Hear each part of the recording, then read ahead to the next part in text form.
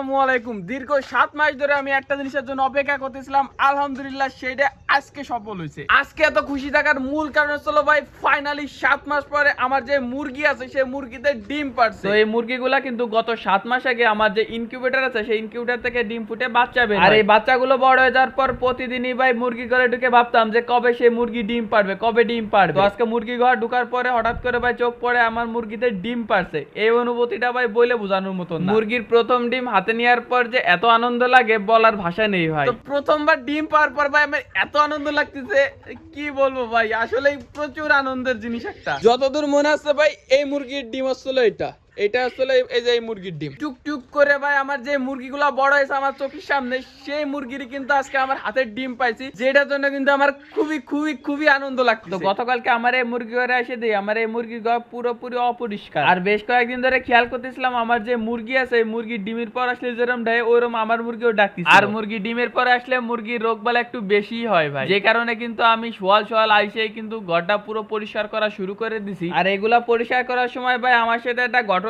ঘটে যায়। যখন আমি এটা পরিষ্কার করতেছি তখন ভাই মুরগিগুলা ভয় পেয়ে কিন্তু এই দরজাগুলো ঠেলা দেয়। আর দরজা যেহেতু হালকা ভাবে বাঁধানো ছিল সেহেতু কিন্তু দরজা খুলে যায়। আমি দেখি না, পরবর্তীতে দেখে যখনই ভাই দরজা আটকায় তখনই আমাদের সাদা একটা মোরগ বার হয়ে চলে যায়।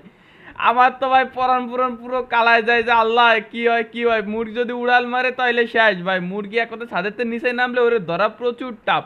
আর যেহেতু ভাই মুরগি ছোটবেলাতে ঘরে পোষা, যে কারণে কিন্তু মুরগি আর যায় না, আস্তে করে খপ করে ধরে বসি ভাই। ধরার পরে ভাই মনের ভিতরে আলাদা একটা শান্তি লাগে। এতক্ষণ ভাই আমার বুক ধুপ এতেছিল। আর ধুপ করবে না বা কে ভাই, যদি একবার ছাদেরতে উড়াল মারতো তাইলে গেল নাও মোরগ রে। এবার ভাই দাবড়াবার পিছন দৌড়ে বেড়ায়। যাই হোক আলহামদুলিল্লাহ তারপরে ধরতে পারছে, এটাই আলহামদুলিল্লাহ আল্লাহর কাছে শুকরিয়া। আর দেখতে কিন্তু আমাদের যে মুরগির ঘর আছে সেই ঘর কিন্তু পুরোপুরি পরিষ্কার করা শেষ। আর ওই সাদা মোরগটাই কিন্তু ভাই হেনতে বারো চলে গেছে। আর খালি যে মুরগির ঘর পরিষ্কার করব এমনটাও না, সাথে ভাই পায়রার ঘরটাও পরিষ্কার করব, কারণ ভাই যেহেতু দুইটা পাশাপাশি ঘর, কারণে দুই ঘরটাই পরিষ্কার করা লাগবে। আর মুরগির ঘরে চাইতে ভাই পায়রার ঘরের তুলনামূলক অনেকটাই ময়লা কম আছে। আর একটা মজার কাহিনী হচ্ছিল ভাই, পায়রার ঘরে আসলে কখনোই ফ্যান লাগে না, কারণ ভাই পায়রা যখন উড়া শুরু করে পায়রা যে ডানার বাতাসে ভাই এসি চাইতেও বেশি ঠান্ডা। তো যাই হোক ভাই এত খুশি হওয়ার মূল কারণই ছিল ভাই আমার মুরগিতে নতুন করে আবার ডিম পারছে, যে কারণে আজকে আমি এত পরিমাণ খুশি ছিলাম। সকলে ভালো থাকবেন, সুস্থ থাকবেন, আল্লাহ হাফেজ।